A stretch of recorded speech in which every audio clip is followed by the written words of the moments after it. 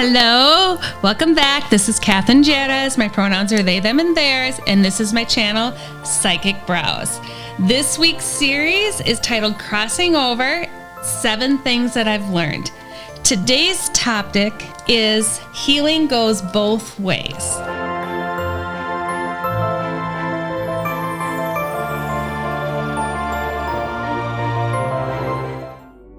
So, the reason I want to talk on this is because the title of the series is Things That I've Learned.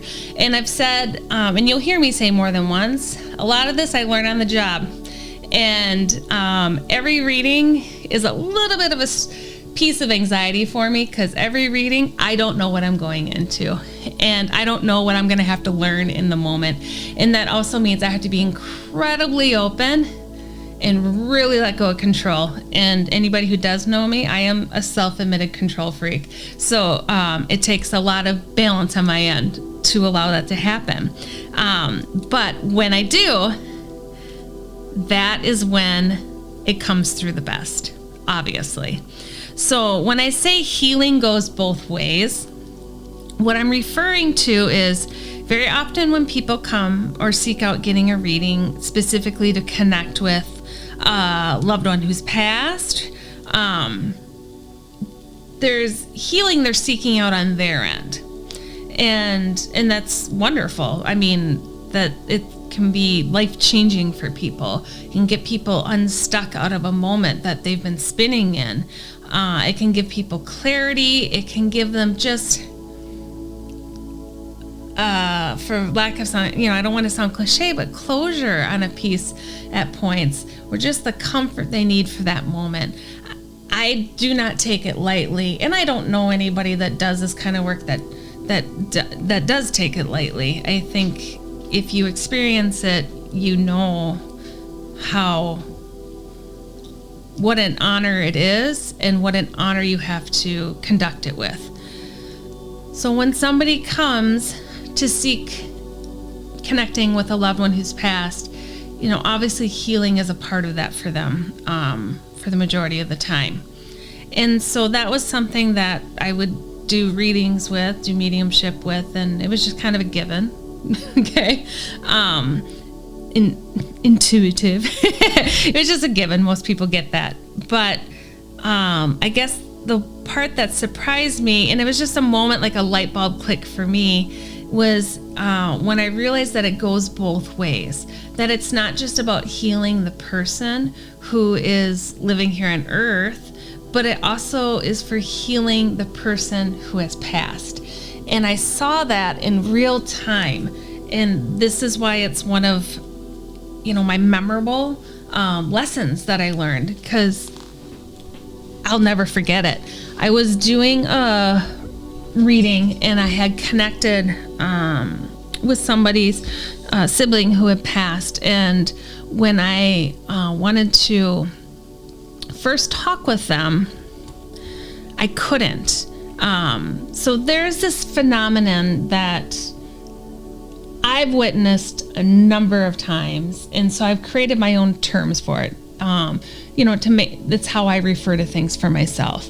And so when I have somebody that is unable to talk after they've passed, due to what I call trauma or healing or confusion, I often see them in what I call intensive care. Okay.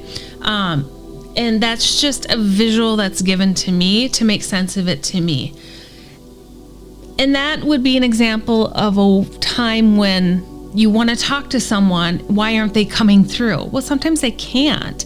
It takes so much energy to go between dimensions or whatever you want to call it. And I'm going to be honest, they do more of the work than we do, or they do more of the work than I do. It takes a lot of energy to do that. So, and I joke when I say it takes a lot of work for me too. That's why I'm very cautious about boundaries on it. But they can't, if they're recently passed over, and I find it a lot when they're super confused, super heartbroken, didn't want to go, they were surprised by it. There was a lot of trauma maybe around the death. You think of the extreme of like a murder or, someone taking their own life, things like that. Sometimes what happens is I can't talk to them and they're in what I call ICU. Okay. And they show me to them kind of in their own bubble, in their own type of little room. And I can't get to them because they need all this energy right now to heal and get past this moment that they're in so that they can start their transition into their next, piece of their life. Okay. I had somebody that when I tried to talk with her, it's like if you're feeling a pulse on somebody who was dying and their pulse was super weak. That's what it felt like, her energy, when I was trying to connect with her. She was there, but she was I could barely connect with her. And I could barely kind of get her to like peek out of her ICU at me. And it wasn't because it's just she didn't have the energy to. And I had talked with the people I was reading for, and I said, she looks so skinny to me, so skinny.